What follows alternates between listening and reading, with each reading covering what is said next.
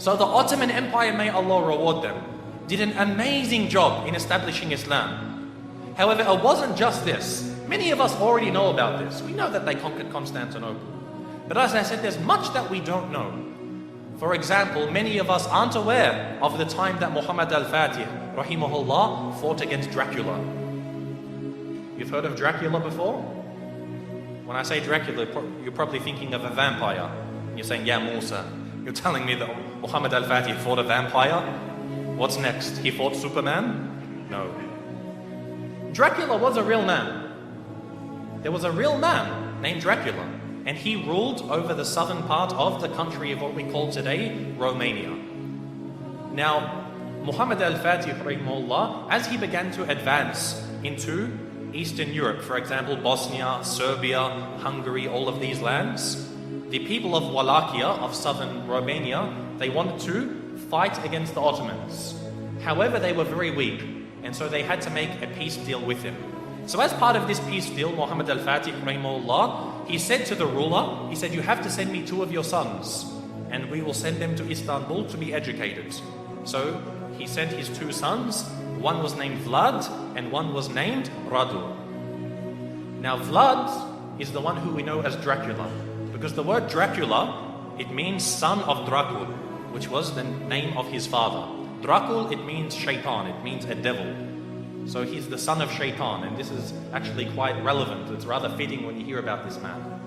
What happened was, they went to Constantinople, they studied about Islam, and his brother actually became Muslim.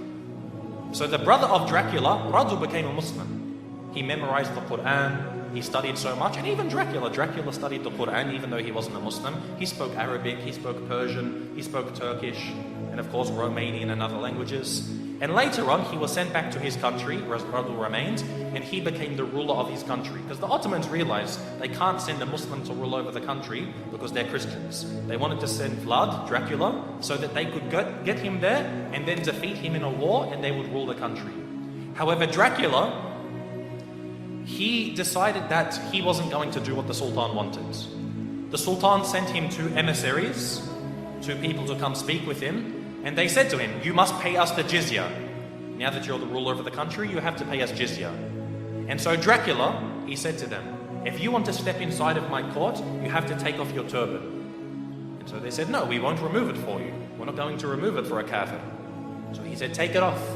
Again, they refused.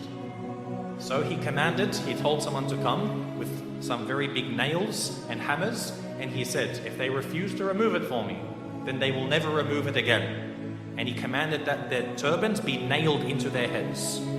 Of course, this in effect killed them. So this was an act of war. Dracula had decided that he wanted to go to war with the Islamic State. And so Muhammad al-Fatih, rahimahullah, he sent a massive army to go fight against them. But Dracula, because of his tactics and the fact that he knew the Ottomans very well, he was able to defeat them on some occasions. Now what he did is what really makes him stand out as being an absolute devil. Dracula, what he did is when they would kill a person, or sometimes they wouldn't even kill him, they would capture them, he did something which is called impaling. Now if you haven't heard of impaling, it's a pretty gruesome thing to start to describe. What they would do is they would get a very, very big stick. They'd make it sharp at one end, they would insert it through your backsides, pass it through your body until it comes out of your mouth.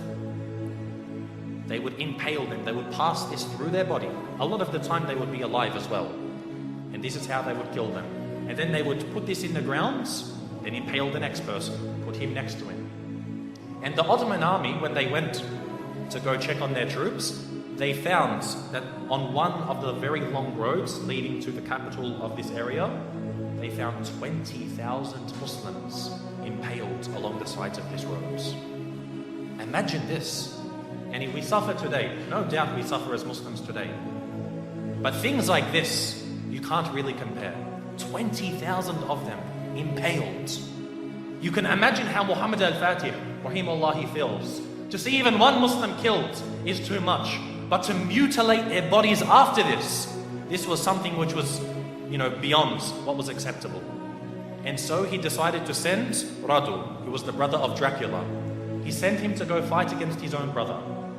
And eventually Radu, rahimahullah, he was able to actually eventually catch up with his brother. This is after he commits so many more atrocities.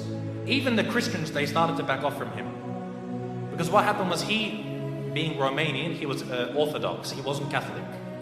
But he actually said to the Pope, he said, if you give me some more troops, I'll become a Catholic for you. Anything you want, I'll change my religion for you. He couldn't care. He wasn't a man of true belief. He was only a man of pragmatism on the battlefield. And so even the Christians started to distance themselves from him. However, the Muslims, they caught up with him and they faced him in battle. And it's unclear if the Muslims killed him or if his own people turned upon him and killed him. But either way, Dracula was killed. And the Ottomans, the Muslim army, defeated Dracula. And so what they did was they removed his head and they took it to the city of Istanbul and they put it on a very, very large stick. They impaled his head and put it at the gates of Constantinople, where it stood for about 2-3 months, to say, if you want to be like this man, wage war against us. This was the demise of Dracula. And again, as Muslims, most of us won't even know about this. How many people know that Dracula was a real man? And we as Muslims, we fought him and we killed him. You know how they say garlic kills Dracula, or a silver bullet to the heart, or a wooden stake? None of these kill Dracula. Muslims kill Dracula. So anyone who wants to follow the way of Dracula, they will face the same wrath from the Muslim Ummah.